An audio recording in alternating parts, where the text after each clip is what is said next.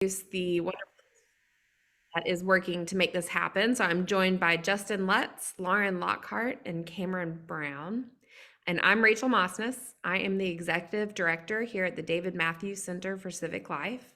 For those of you who are not familiar with us, we are a nonprofit, nonpartisan organization. We work in all 67 counties across Alabama with the goal to strengthen civic life. And we are joined, I see, by a handful of our board members. So I want to thank you for taking the time to be with us today. We're also joined by our namesake, Dr. David Mathews, and I will invite him to share a few words on why we have these conversations in just a moment. Before I pass the floor to the virtual floor to Dr. Mathews, I want to invite each of you to take a moment and tell us who you are and where you're joining us from in the chat. And at any point throughout this discussion, please feel free to drop questions that you might have in the chat. And towards the end of today's conversation, we will open the floor up for a Q&A. So I hope to hear from all of you.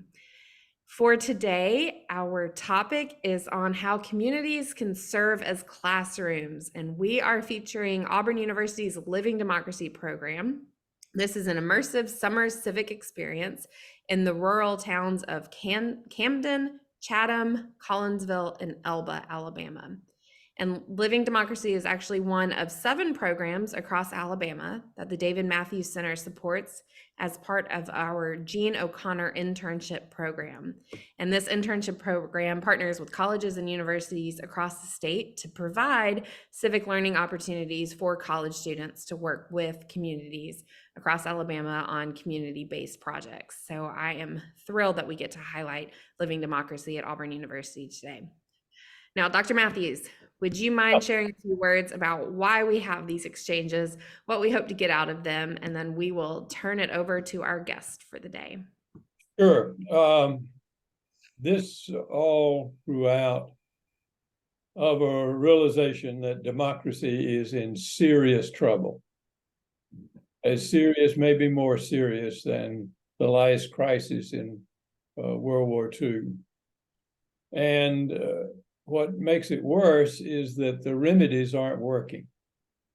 The remedies aren't working. It's getting, the dangers to democracy are gaining in. The alternatives, authoritarian governments, are increasing in number and in influence. And democracy can't just go on like that. We've got to have some inventiveness, and this series was an effort to test and see if we could create an environment where inventiveness flourished. Everybody has an inventive streak in them, but the environments encourage it in some places and discourage it in others. Of the inventive people that I know, Mark Wilson comes close to leading the list. When anybody asks me about what's happening in student affairs that's new and interesting and promising, I always cite Mark. There's nobody that's made a better record than he has. And he's done it in an interesting way. You know, the first word in democracy is a word for community and the people in a community, not just the physical location. The demos was the name of an early Greek village. And so it's conceptually sound, it's imaginative, but I'm sure Mark has run into some obstacles, some difficulties, maybe even some opposition. So I hope you'll tell us about that in his remarks. So that's my introduction. Thank you, Dr. Mathews. We are thrilled to have you along with everybody who's joining the room. So speaking of our guests, let me tell you who all I know that we have. And then I'm looking at the chat and we have some people from all over the world. So we're just so grateful for your time today. Joining us are our group from the Auburn University Living Democracy. We have 4 undergraduate students in this year's cohorts. Unfortunately, I do believe we've had some storms that have cut the power to our folks in Chatham, but we do have our other 3 students joining us at the moment. We also have community members from the towns where the students are living and working in the summer. So those towns include Camden, Chatham, Collinsville, and Elba. And as I said that, I realized that we have our Chatham folks here. It's the Camden folks who had the power issue. So I apologize for that. But thank you all for joining. And I believe my team has dropped in the chat, or will drop, a map of Alabama that highlights where these towns are located. And then we also have the 2 faculty members who oversee the Living Democracy program joining us, and that is Dr. Mark Wilson, who Dr. Mathews just spoke about. He is the director of the Caroline Marshall John Center for the Arts and Humanities. And we also have Nan Fairley, who is Associate Professor of Journalism at Auburn University. So Mark and Nan, thank you so much for being with us today. Thank you for the work that you do. And I would just like to pass the floor to you, Mark, and maybe you can tell us about the program, give us an overview. What does it look like for the students, and how did it get started?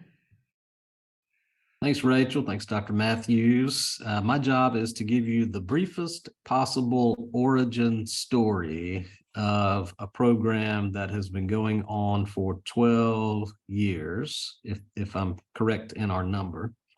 And the origin stories they always change every time you tell them, and so this may be a brand new story that I tell because we're always working from memory and from our notes. My memory is this: there was a hallway in a conference hotel where Dr. Mathews was speaking, and I can't remember, I think it was a very early Mathews Center conference with the JOIP program and others. And he just happened to mention that colleagues at the Kettering Foundation in Ohio were wondering about experiments where college students would do more than service, that would go beyond service.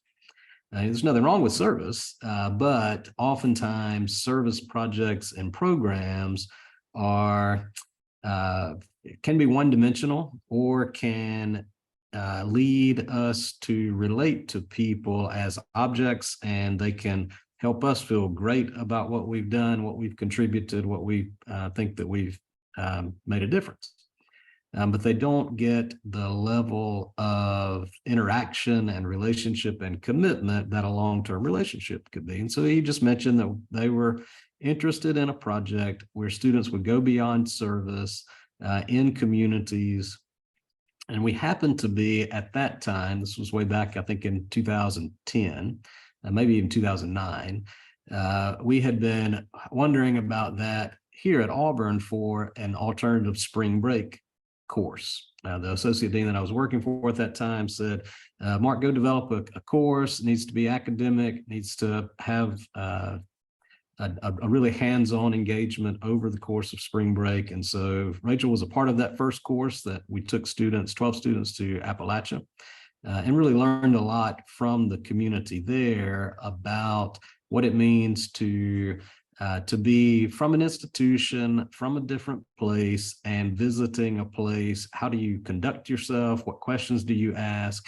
And they put us in our place in the sense of, if you've come here to think that you're going to save us, then you've got something else coming. We don't need you here for that. These problems have taken a long time for them to create, and so it's going to take a long time to solve the problems. But if you come here, she said, on that first trip way back in the hinterlands of East Tennessee, Carol Judy, Rachel will remember this when she said, but if you've come here to share what you've learned about life and how you have interacted with people, then we'll have a pretty good week. And so we carried some of those experiences into the design of this program. So I invited Nan Fairley to participate as a journalism professor with a wonderful track record of community engagement through the PACERS program and through other programs, real heart for community journalism, because we knew that we wanted writing and reflection to be a part of it. invited Ralph Foster, who's now retired from Auburn University. He joined us and our team to sit around the table and dream up what this could possibly be. Rachel Naftel was an undergraduate student. She had been on that spring break course, and so she was invited. And so we had an undergraduate student, journalism professor, an outreach administrator, and then myself. And then we started thinking about, what do we want students to, what does this look like? What could it look like? So we invited 7 communities together.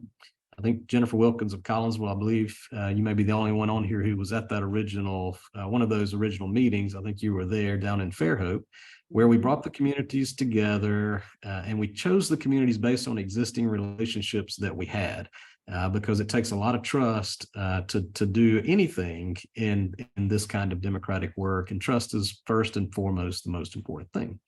So we brought the communities together and we asked them, if a student were to come live in your community for the summer, for 10 weeks, what could they learn about politics, small p politics? What could they learn about civic life? What could they learn about how to be an engaged, active member of their community? And immediately, one of the community partners said, we've never been asked that before. We're always asked, may we come in and do some research on you? And then oftentimes we don't even see what the report is of the research that was done on us. And so we wanted to reframe this relationship by asking, what can students learn? And the responses were, by and large, they could learn how to get things done, because we are trying to get things done in our community. And we have many challenges, but they can learn how to get things done with challenges that exist. And so since then, we've been sending students each summer. The program has changed, of course, over the years. We always have had some level of a class. In the latest iterations, it's been a 1-hour class in the spring, recruit students in the fall, 1-hour course in the spring, where we work on the writing that they will do in the summer. I'll get Nan to talk about that in just a second. They learn about their communities. We want them to have a sense of where they're going. And this year we have a special experiment because you'll hear from Jessica in a few moments from Chatham. We have 2 students of the 4 communities. So 2 of the 4 students are from that community. And so the idea there is that you don't, after you've been at college, even for just 1 year, you don't go back to your community the same if the college education experience is working, that you've had courses, you've had new relationships. And so you see your community, the community that prepared you for college, the community that gave you all of those skills that you have. Now you get to go back to that community. You'll see it differently. You'll contribute more because you'll see it differently. And so 2 of our 4 students are from those communities, and we'll be able to hear from one. Why small towns? Most students who come to Auburn or to any big university are from larger areas, metropolitan areas. For Auburn, it would be Birmingham, Huntsville, it would be Metro Atlanta. And so the opportunity to live and interact in a small town gives them all of the things that are going through your minds right now about what that can give students. As one of Nan's students in another project said one time, when we sent that student to a very tiny town not far from Auburn to interview the mayor, the student said, I come from Metro Atlanta. I can't tell you the name of our mayor because the way we interact is we get in our car, we go get what we need, we come back home. I'm not even sure where the city hall is. And so I'm going to have lunch with the mayor. And so this was a life-changing experience just to see the world differently. And small towns can do that. Small towns have everything big towns have in terms of relationships and in terms of the getting things done and the challenges. Now, they are different, of course, and our students testified to that, but small towns are great places to learn. And we need to be, big institutions like Auburn and others need to be supporting small towns as much as we can. Because there's needs there. And I think it's also true that after these storms this week, that sometimes small towns face challenges that other places don't, and that's hard for us to imagine, like the power being out in Camden today. And so it's unfortunate they can't be with us, but that's another reason why we need to be working with small towns. So we started the program. Nan will correct me, but I think it's our 12th year. Mostly 4 students each year. Some years we've had a few more students. It has to be small to be manageable because we're arranging housing. We are, overseeing students. They get paid through Auburn University payroll, so they have to clock in. Folks, did you clock in today? It's a reminder. And they are able to earn that money so they don't have to work at McDonald's or anywhere else over the summer. Parents appreciate that as well. And then they reflect. And so we knew that we wanted students reflecting and writing. These are not all writing majors, but believe it or not, some of the best writers are those who thought they weren't great writers. But with Nan's help, they become writers who are reflecting on the issues, reflecting on people, and discovering stories that may not be told otherwise. So Nan, I'd love to call on you to talk a little bit about the writing. What are students writing about? Why are they writing? And then you can announce the wonderful news that that has developed with the Montgomery Advertiser, thanks to Hadley Hitson, who's on this call today as well. Nan, you can tell folks about that.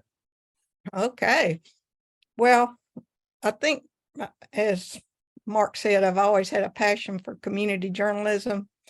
And one of the reasons why is because good community journalists really know how to listen. They know how to pay attention. They know how to get to know everyone in the community. So one of my missions is to share the best of community journalism with the Living Democracy students. And since we started, I guess we've had more than 500 stories written by students who are not journalists, very young students, and they've been able to really do wonderful work through the course of the summer. And the interesting thing is the writing is not their primary mission, but we decided that some of the aspects of becoming community journalists during the summer would help them with their overall mission. And so during the basically using those principles of listening, paying deep attention, and trying to get to know everyone in the community really translates into these students being able to find stories that would not be told if they weren't there in the summer. And so we were excited about that. I'm really proud that they have discovered stories about people, really interesting characters, business owners and senior citizens and artists in every community that they have written about, farmers, doctors. So it's been fun to get to know people through their stories. Places, they've written about what we call third places and sacred places. And so they've had a lot of fun doing that. Assets, we do like to do a lot of celebrating, and could be the work in Elba with the restoration of the theater, Collinsville also restoring a theater. And so just these symbolic places in the community get attention through the stories as well.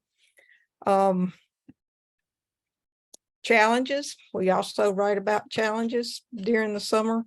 And I think through the process of writing these stories, the students really have a chance to not only, they're forced to get out of their comfort zone and go meet new people for number one. And so we have certain topics that we encourage them to write about, but it's usually goes beyond those topics where they make discoveries and really want to write about the people they encounter. The articles they write are submitted weekly and are published on the Living Democracy blog. And we are very excited that many times local newspapers in Camden and Elba and elsewhere pick up these stories that they write and also run it. And this summer, we're very excited that Hadley Hitson's here today, and they're running all of our student stories in the Montgomery Advertiser throughout the summer. So from one assignment, we're getting a lot of eyeballs and attention on some stories that need to be celebrated in all of our communities.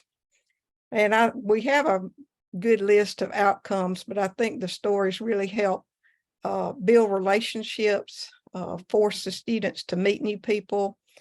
Sometimes, we have to force that because it's hard for any of us to meet people, but these assignments, not only do they interview the people, they build relationships with the people they write about. And it's also, in my mind, a great way to honor all of the people who've been interviewed over the past 12 years to have their stories told. So this year we've had stories so far about JJ's Barbecue in Elba, for example, burned down, every award-winning, the state's best barbecue sandwich, and the restaurant burns down. And McKaylee went in and wrote a story about how the owner plans to come back from that. Good stories from Chatham about graduations and women entrepreneurs who consciously chose to start their businesses in small rural towns. It's been a lot of fun to see. And Peyton, story about classes for non-English speaking people that the library hosts, and many other stories, but story about a student from Collinsville who plans to come back to Collinsville after she graduates from college. And I think collectively, if we look at the stories, they all reflect some deeper meaning about topics such as hope, holding on to hope, history, a lot of history related stories, and home. What does home mean to people? So hope, history, and home kind of categories that we could kind of divide these stories into. But it's been fun. Can't wait every week, find a new story. Students are great, especially considering the fact that they're not journalism majors and got math majors and pre-med majors. Are not really comfortable with writing. So it's been fun to see them grow. And I think that will help them eventually in whatever career field they enter. And what a resume. Got things published in the Montgomery Advertiser. That's Right. fabulous. So excited about that possibility. Now, all of y'all are thinking, what do the students do? And so rather than us tell you that, I'm going to call on them one by one just to give you a report. What are you doing this summer?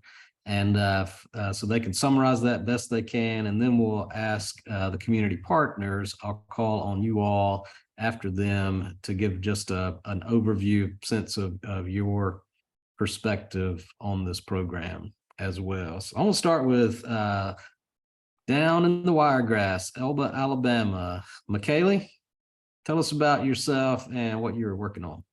Hey, I'm McKaylee, and I'm from Weaver, Alabama originally, which is also a small town.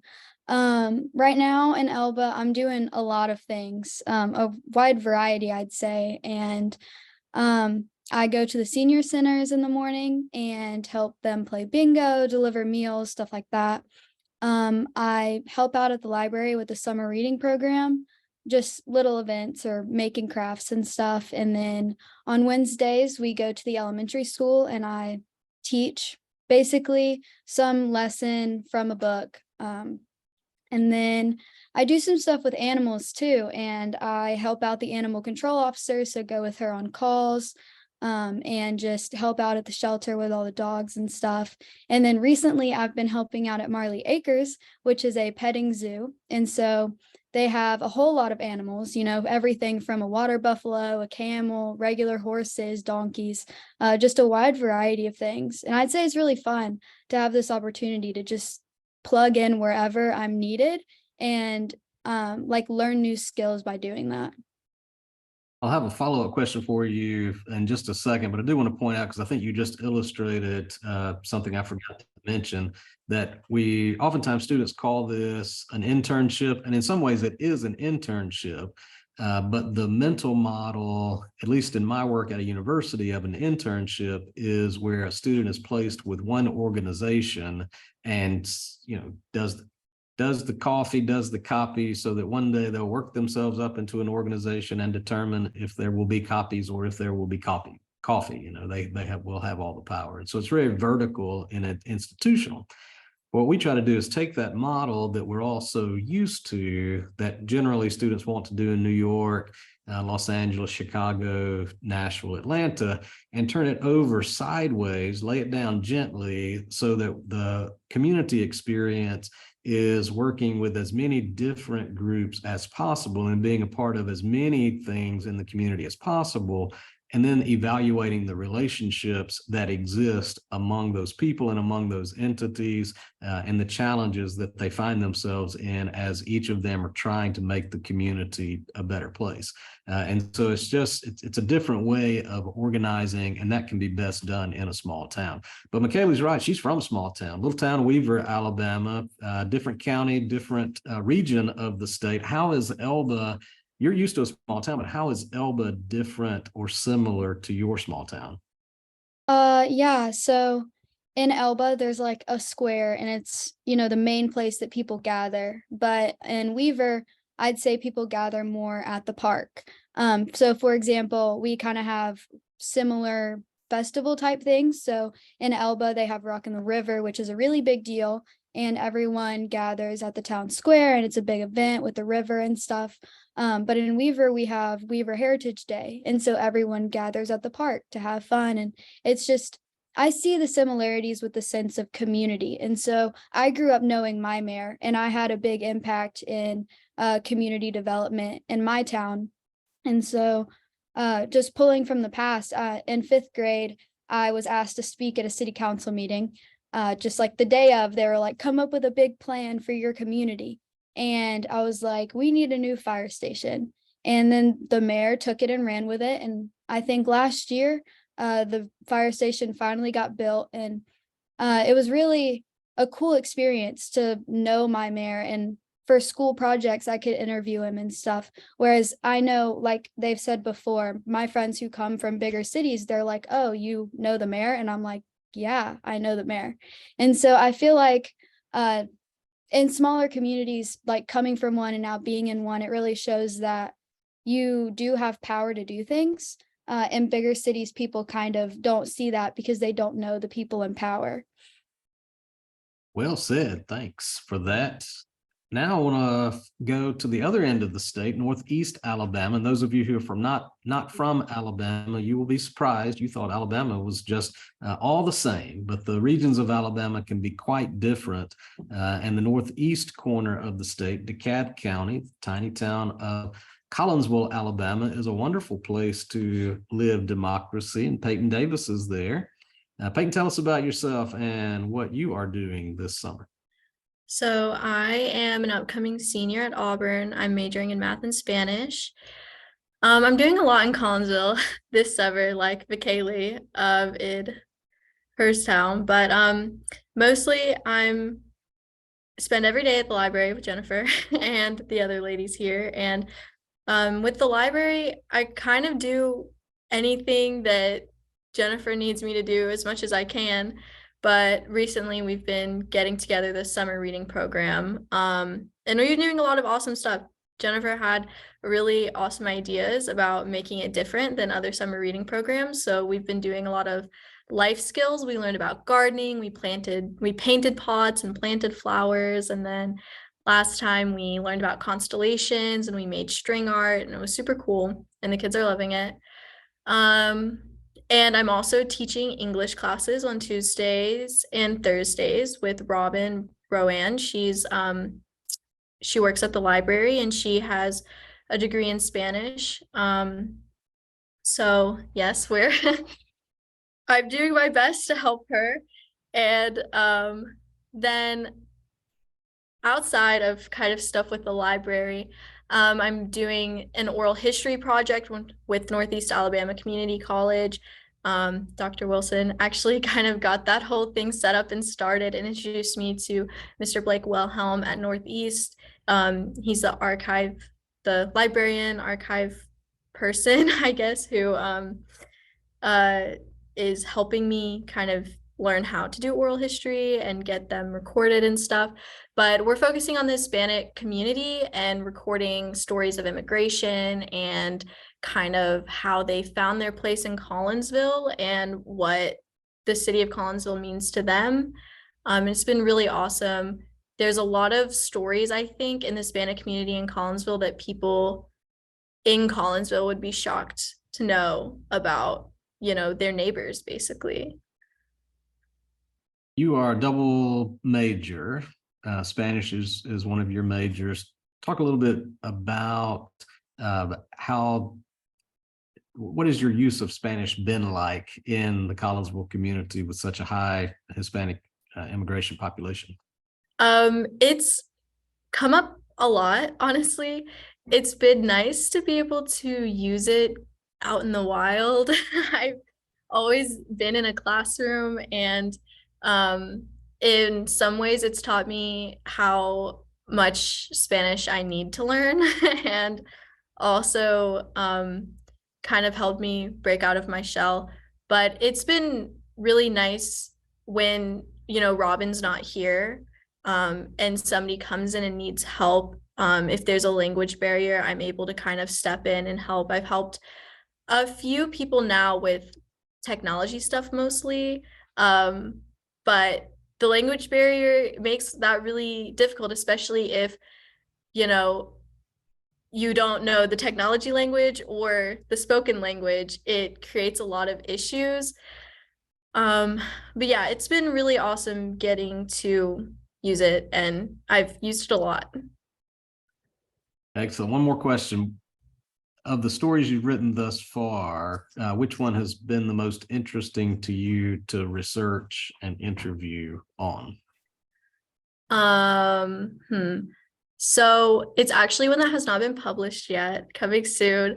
I just interviewed a woman on Tuesday who owns a grocery store called Los Reyes. Her name is Beatrice, and she Brittany and I actually ate lunch there. It was really good. Brittany had tongue for the first time. But she talked about her life in Mexico and why she came to the States. And, you know, it turns out Mexican grocery stores run in her family all the way back to Mexico. They owned a grocery store in Mexico. Her dad now owns a grocery store in Albertville, and it was the very first Mexican grocery store in the state of Alabama. And Los Reyes is the only Mexican grocery store in Collinsville.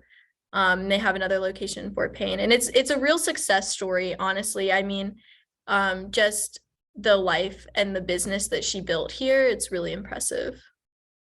Excellent. Thanks for that. And Brittany Branyan, who was just mentioned and who is populating wonderful links. Y'all are going to have to just read all these things that we link to as quickly as you can, and then what we can send out other links to you, and hopefully you'll be able to bookmark our website.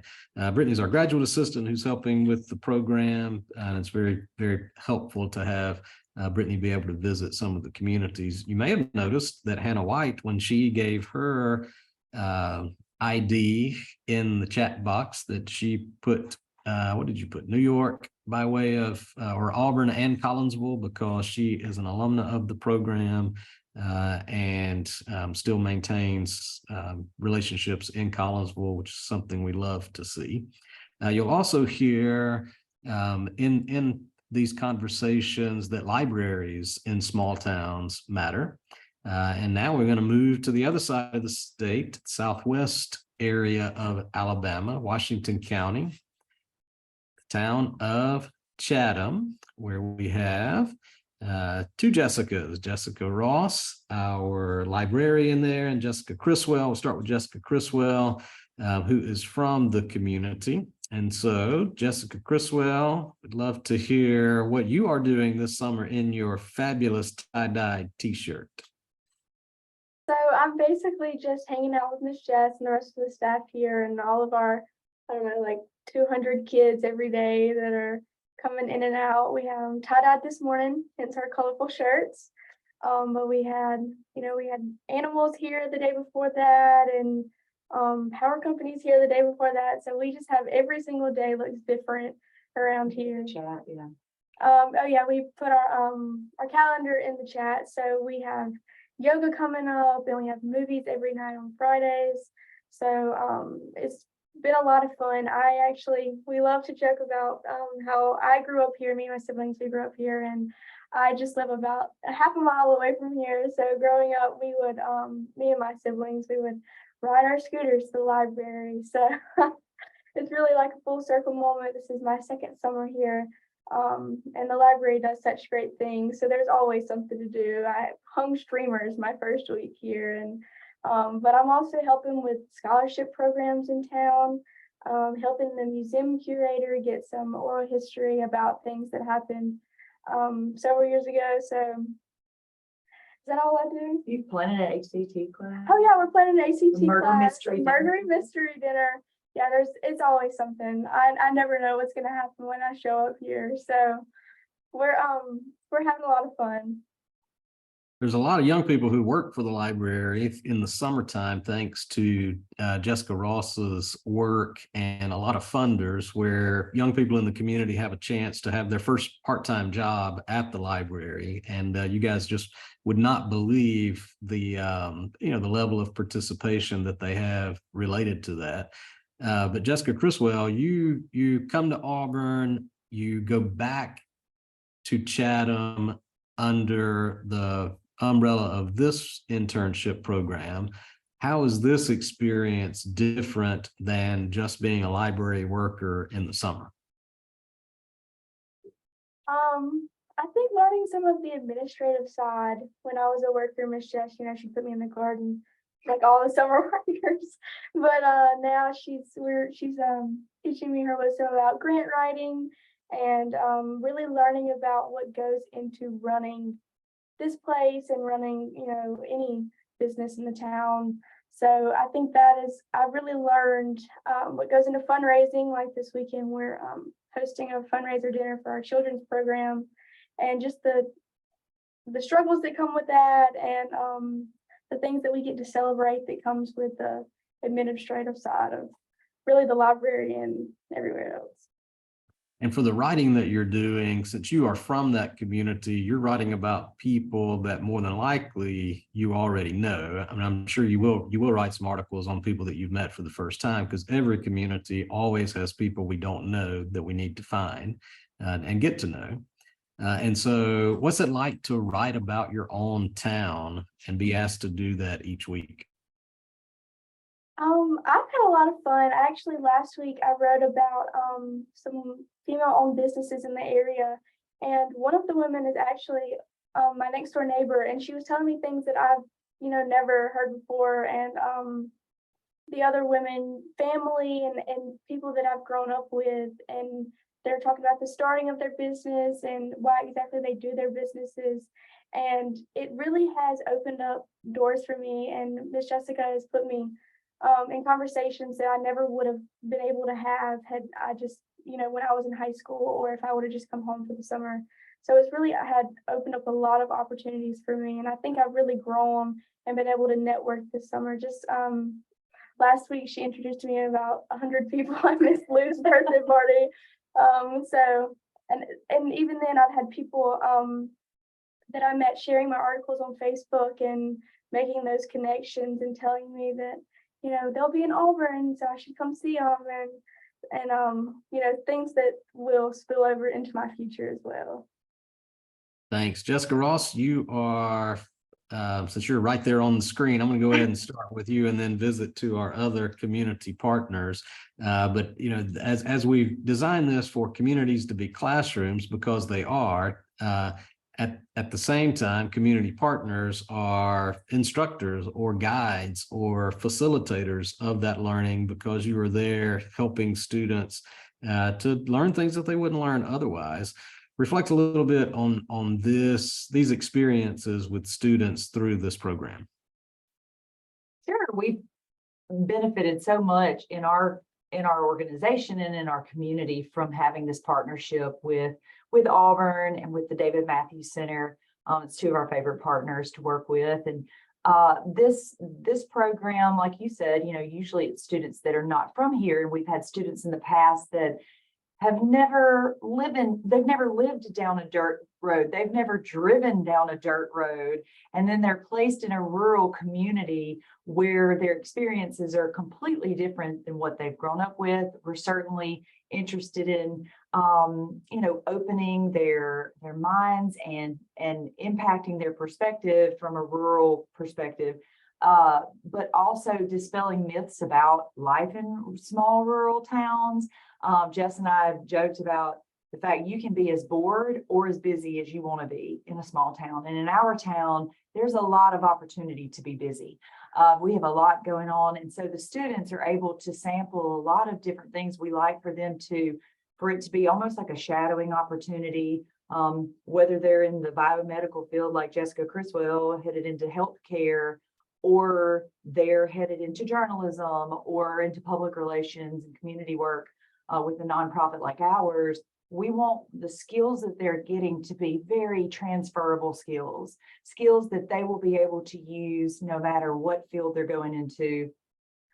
We want them to learn how to build relationships with people and connect dots and be a conduit for different organizations in our small town. We think of ourselves as kind of the anchor institution in our town. This is that third space, like Nan was talking about, where people come to, if they're new to town, they come here to get a library card. They have lots of questions. They want to find out more about the community, and we really try to help them get that information. We also have the VA office here. We have the Career Center here now in our library. And so we see a lot of different people from the community that maybe wouldn't otherwise visit a library if they weren't seeking some of those services. So our students get to see what our role in the community is, which is pretty diverse, and build those transferable skills of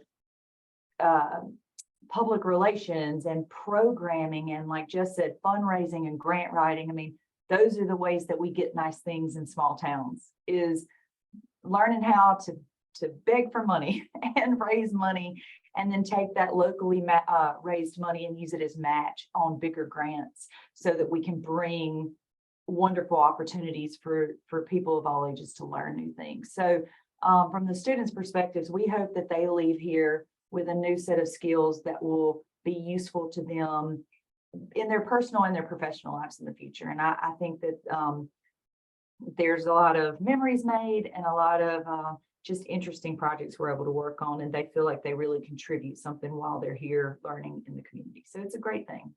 You mentioned that the library in your community is central to the community, because you offer so many services, and because you have wonderful space that y'all have worked hard to provide.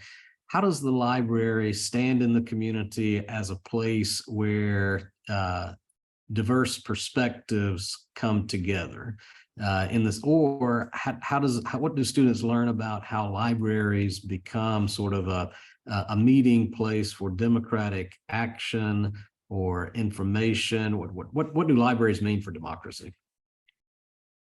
Oh, wow. I think that it's a core part of our mission is to facilitate and nurture conversations around democracy and just civic engagement in general. We've hosted forums with you guys before, the issue forums, that are literal opportunities for people to come together and share their opinions about a particular topic or an issue. But just in coming here and interacting, for example, the group of students that we have right now, I don't want to, give away too much about their personal situations, but we have had students working with us that are homeless, that are in foster care, that are, they're from such diverse backgrounds and such diverse situations.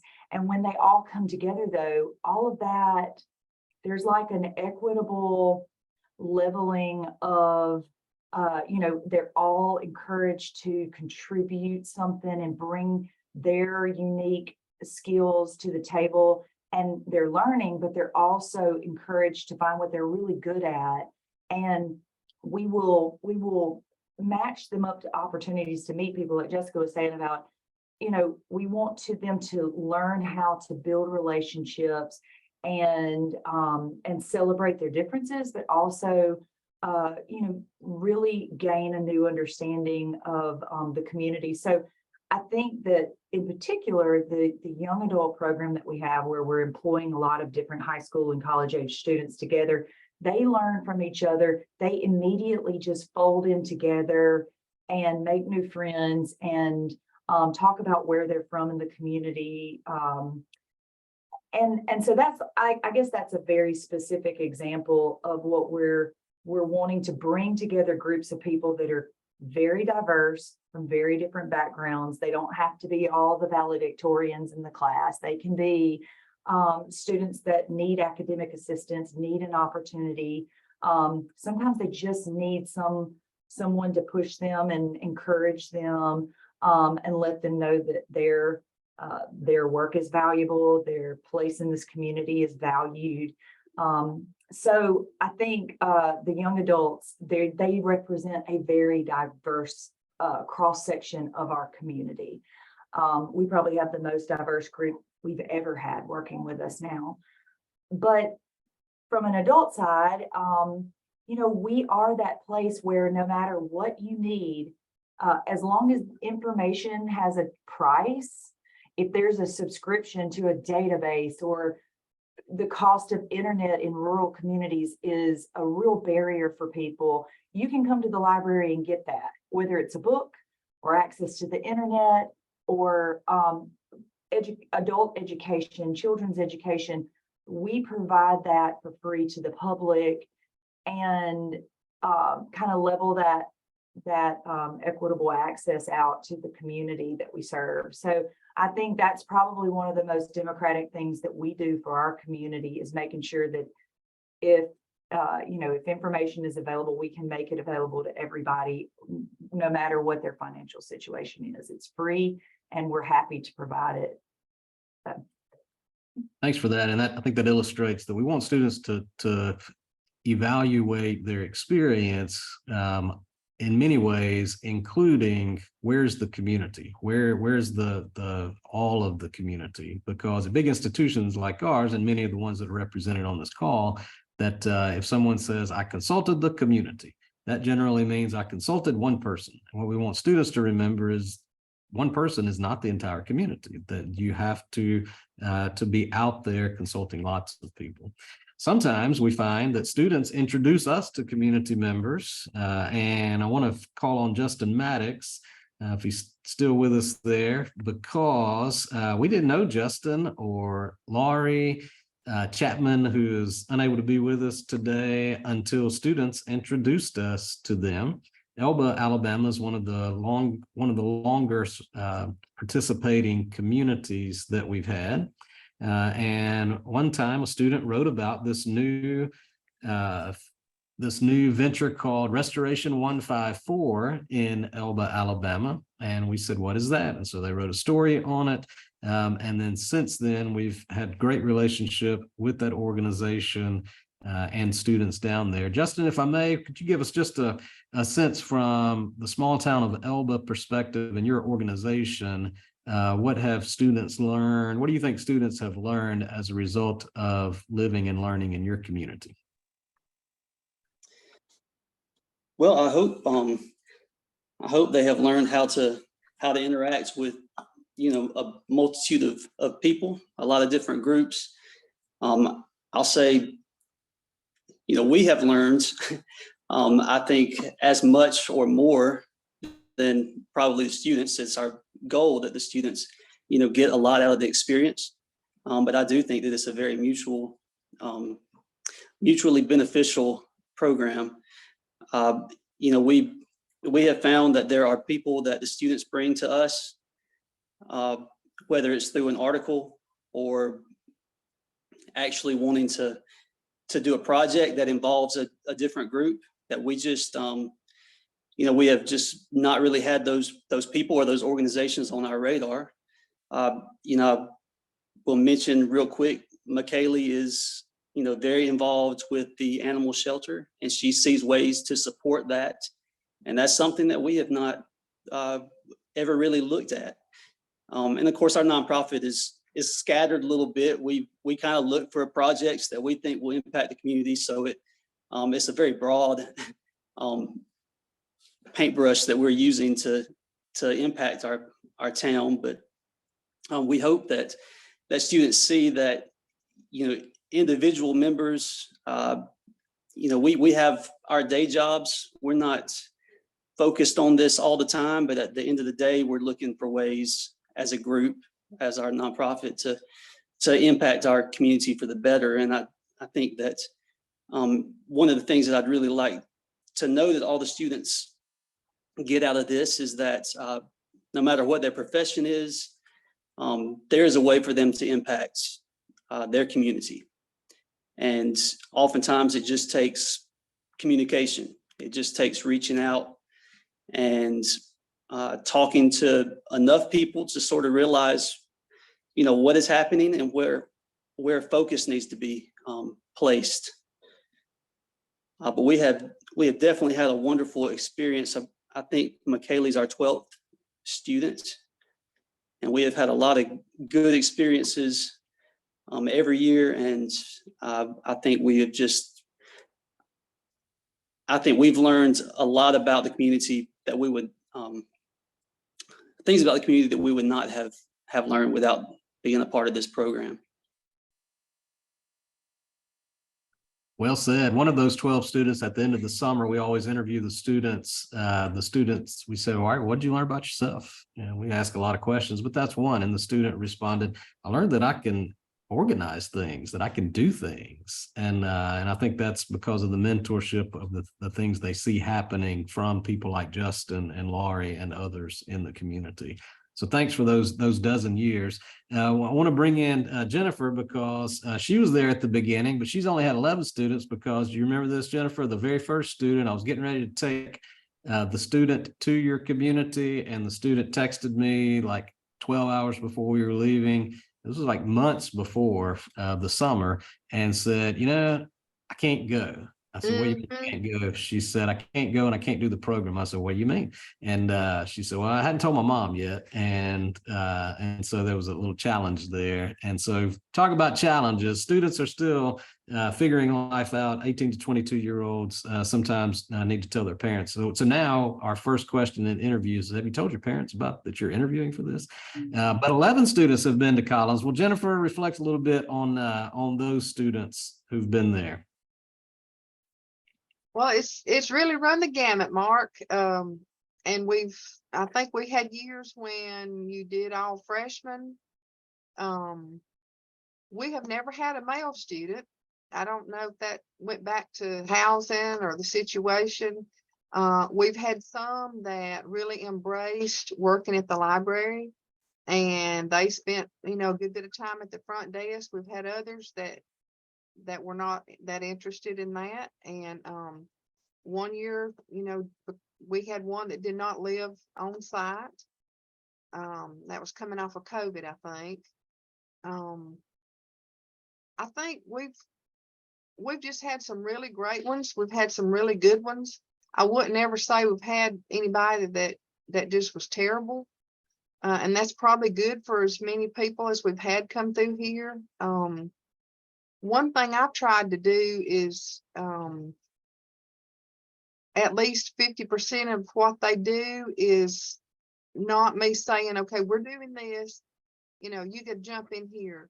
I have tried to let them every year plan half or more of the summer program, actually come up with content, find other people to plug into it, choose the books, materials.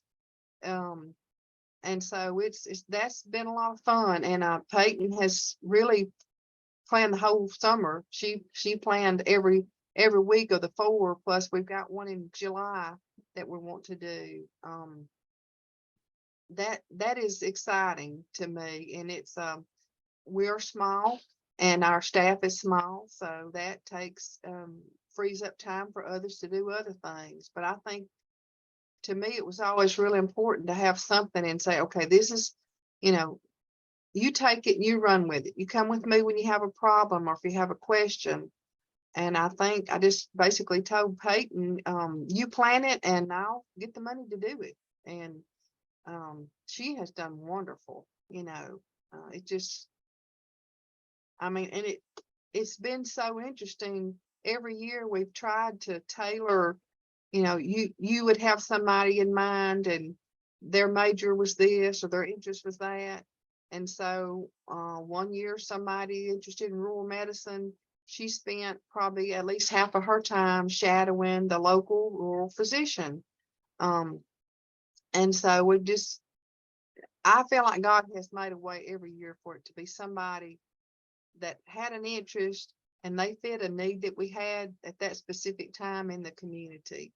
And I love what Peyton is doing this year with trying to gather stories from the Hispanic community, because we have a wonderful local museum and they, you know, that's what they're all about, is all things Collinsville, but they don't have a lot of, you know, actual documentation or real stories of this group that's been here 25, 30 years. We know they've made a big impact, but we don't always, like she said, know the story of Beatrice and her family and, you know, what brought them here, what made them stay. So it's been a fantastic program for us and from our point of view. It's been a good thing for us, stretched, I think, me in ways that I wouldn't have otherwise. And has really just, I hope, been a blessing to every student. It has, and thanks for helping it to illustrate that the best student learning happens when they are in charge of their learning, and the best student and citizen action happens when community members are in charge of their actions. And so I think that models that pretty well. And so thanks for that. We're nearing the top of the hour. I want to ask one quick lightning round question of the students before we answer any questions that you all may have, and we're happy to hang around. But I know you've listened to us for a while now. But students, here's the question. Michaela, I'll start with you. When you think about, now that you've been in the community for several weeks now, what gives you hope for small communities? We know the challenges, you know the challenges, but what gives you hope for the future of small towns? Michaela? The amount of people who want to see things change is a large group. And so people, I think, in larger cities kind of just sit back and let things change on their own. Whereas like here, especially in Elba, people are really hitting the nail on the head and going for what they want to see. And so it's community members like Lori and Justin who are really pushing like projects on and making things happen. And so just like in general, like JJ's, we talked about Caught on Fire, and it was like a staple here in Elba. A lot of people came here just for that barbecue, and the fire resulting in a complete loss was just devastating to everyone. And so there's jars all over town for people to donate, and people donate generously to help them rebuild. And so I think community is it's a simple term, just meaning that people like live in the same place. But here in Elba, I think the word community means a lot more. It's really a sense of togetherness and trust and passion that people have for being here in Elba. And I think the hope is that people want to see change, and so they make change happen, and they're not passive with it. Man, quotable. Somebody write that down. That's great. Jessica Criswell, you're from the small town. You love the small town. You speak highly of your small town. What gives you hope for your small town's future?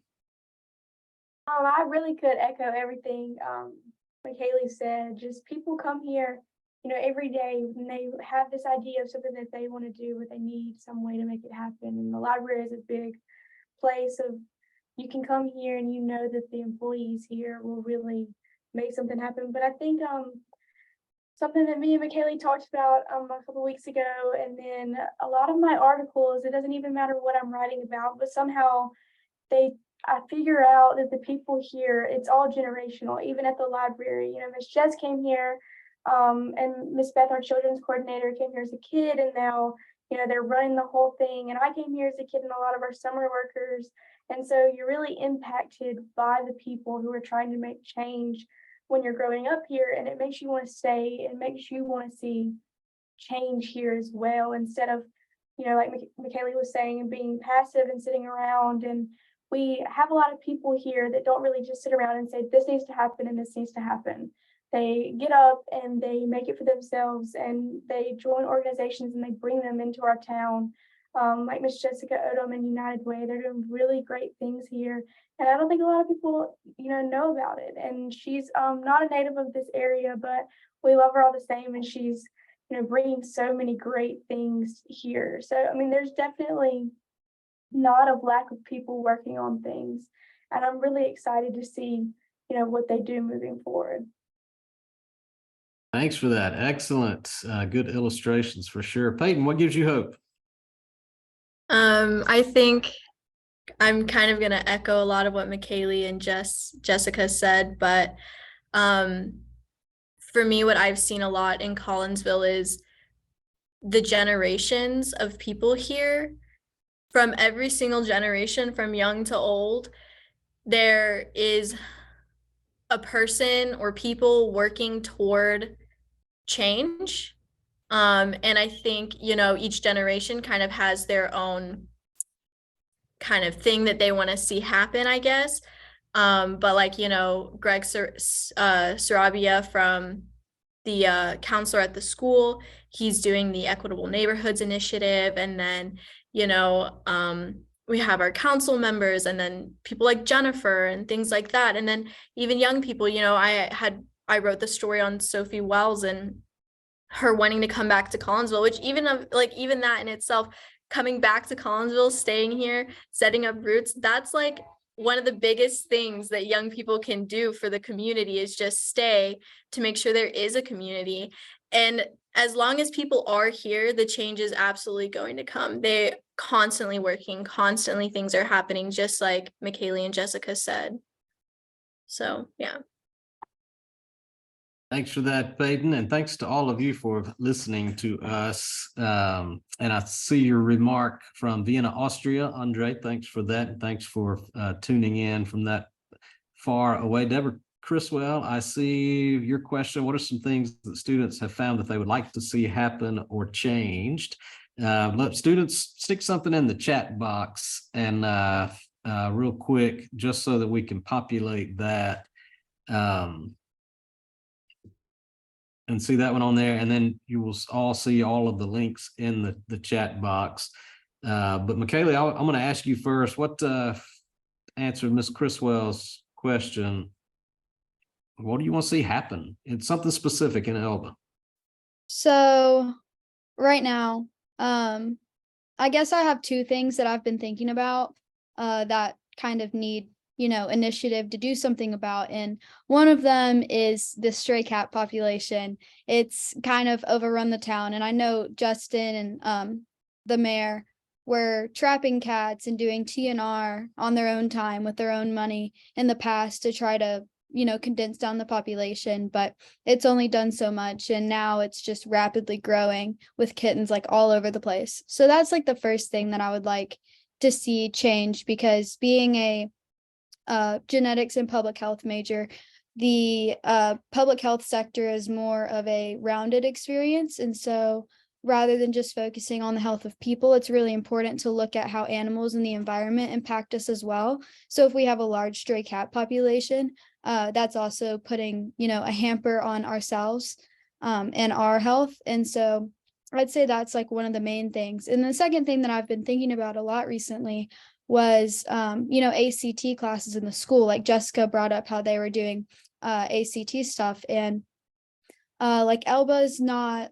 the, greatest for academics and stuff. And so I think that there could be a great effort to increase ACT scores and allow students from these high schools to really get out and be able to pursue their dreams and stuff if they had the opportunity to learn, like, the testing stuff. Thanks for that. Jessica Criswell, Matt, get you to answer, take a shot at Margaret's question about does Chatham express a concern about young people leaving? What do you hear a lot of concerns about that? Yeah, that's exactly what my answer was going to be about the previous question. Is I would like to see the young people, like the stigma of staying here in Chatham change. That people sort of, view people who leave more highly than the people who stay their entire lives. And just the other, I think last night I was in a room full of high schoolers, and they were all echoing each other. Like, one of them just graduated in May, and she was talking about, never coming back to Washington County. She never, and I was like, you better be careful what you say, because that was me a year ago. I've never, Chatham, I'm done with Chatham. We'll see y'all later. But, and I think that it had, over the years, there's not really anybody encouraging people, to stay, invest in what built you instead of leaving. And, that's great. If that's where you're led, then we're totally happy. And we have so many people who are leading great lives outside of Chatham. But what makes your town great would be coming back and just investing in your area. And put that on a t-shirt. Good job. Thanks.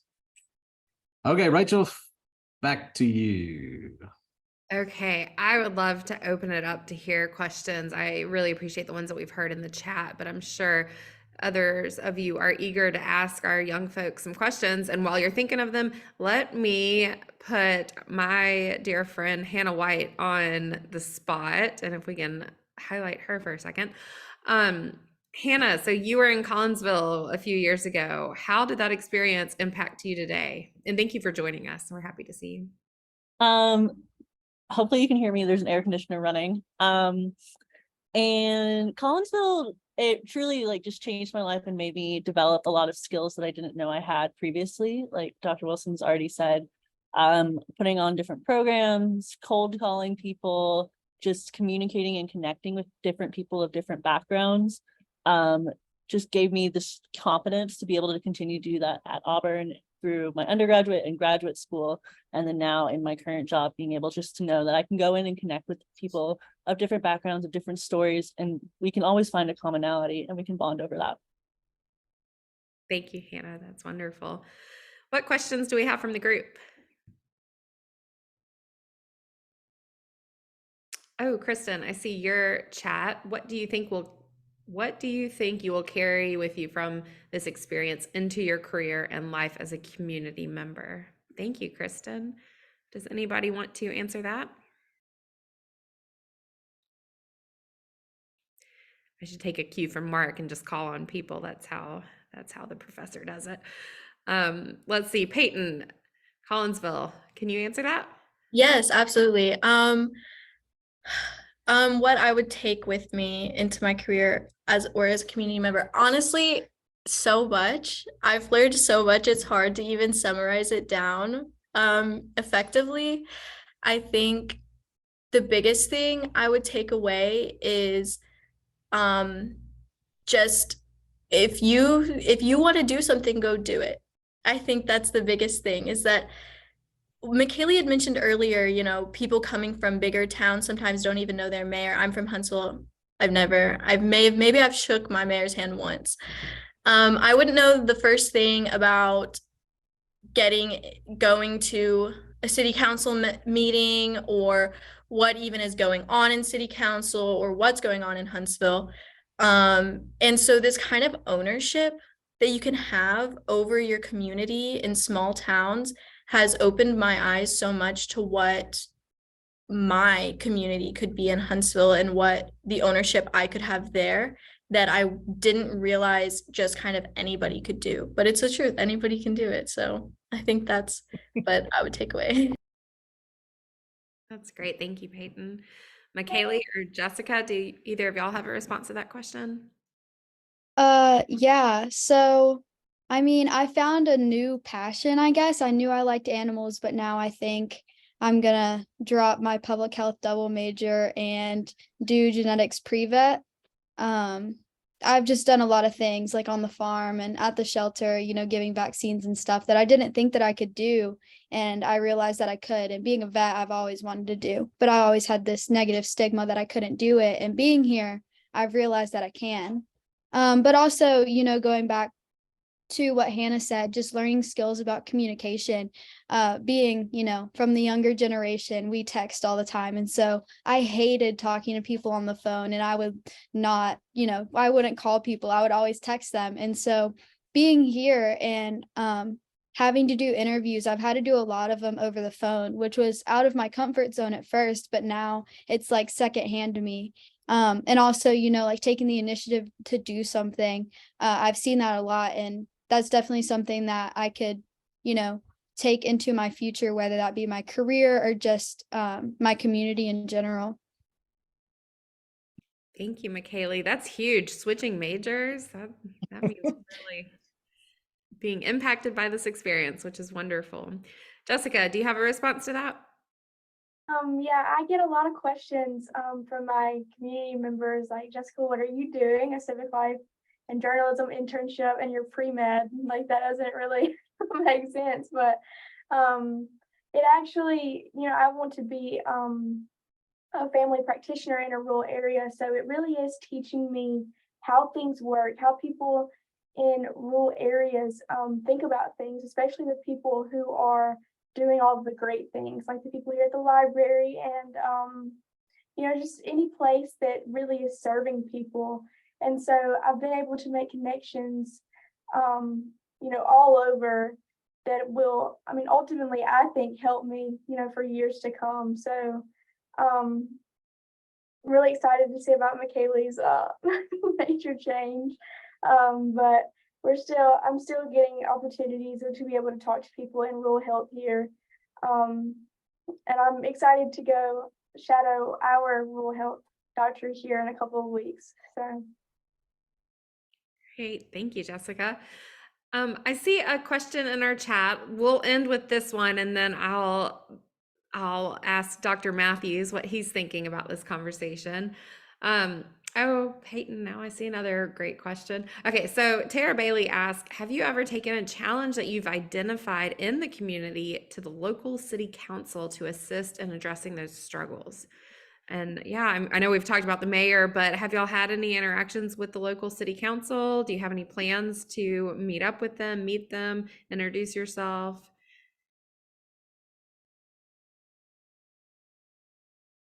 Yeah, so coming down here with Dr. Wilson the first time, there was a Sonic Nation concert at the Elba Theater, and the first thing he wanted to do was introduce me to the mayor.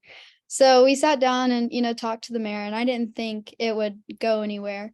So I get to Elba, and now I see the mayor every Tuesday at the Rotary Club meeting in the library. And so it's just natural to talk about whatever.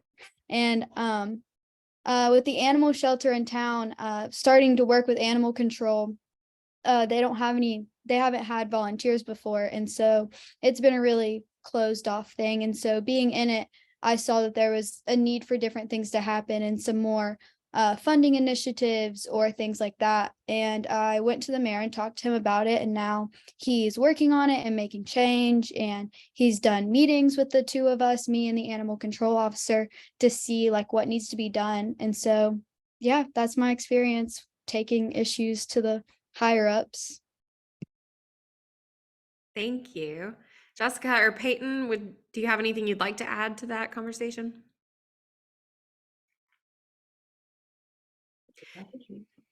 Oh yeah, we did. We got to go. We took Dr. Wilson and Nan to meet our tribal chief to our Mobile, Washington band of Indians that we have, and we got to meet them and see the issues they're having. And then I see our mayor around town, but I grew up here, and Mayor Crouch. Every time I see him, we always have to have a conversation about something that's going on. Thank you. Okay, so Peyton, you said you had a direct message where somebody asked you, what's the most interesting thing you've learned while recording stories in the Hispanic community? And would you like to just touch on that so I don't read it Yeah, all? yeah, I wrote it down just, so people could see, but yes, I recorded an oral history of a man named Bonifacio who he speaks wonderful English. He's coming to the English classes to become more comfortable with speaking. And he's been here working at a pig farm in Collinsville for over 20 years. But yes, he's from a small town in Mexico, and he would walk 2 hours a day to farmland, and he lived in a house that was made from mud and straw, and he had a lot of wonderful things to say about his life in Mexico. But on the other hand, he said, he came to America because he looked at his life and thought, there's nothing else, there's nowhere I can go, there's nothing else I can do, this is what my life will be forever. And he said, he knew he could die coming to the US, but it was better than doing nothing and living and not having anywhere to go. He to this day is undocumented and does not have citizenship, though he's been trying for 20 years to get it. He's waiting for his oldest son to turn 21. He's 19 now, because that's his best chance at getting citizenship.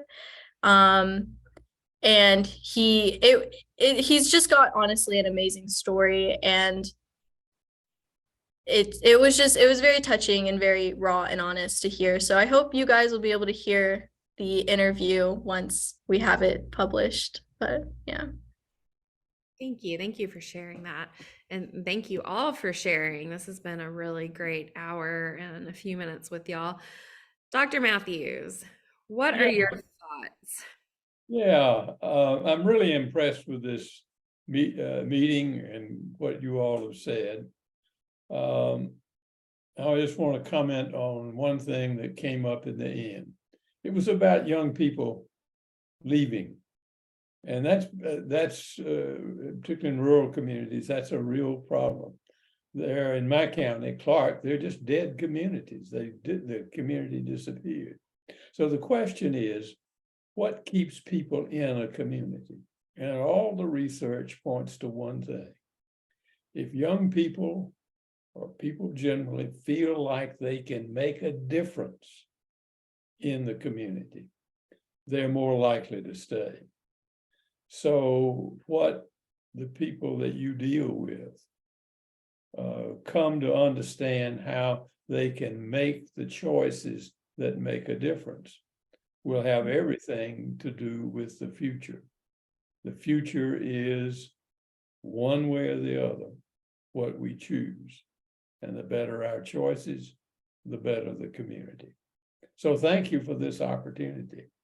I really continue to be deeply impressed by the good work that you're doing.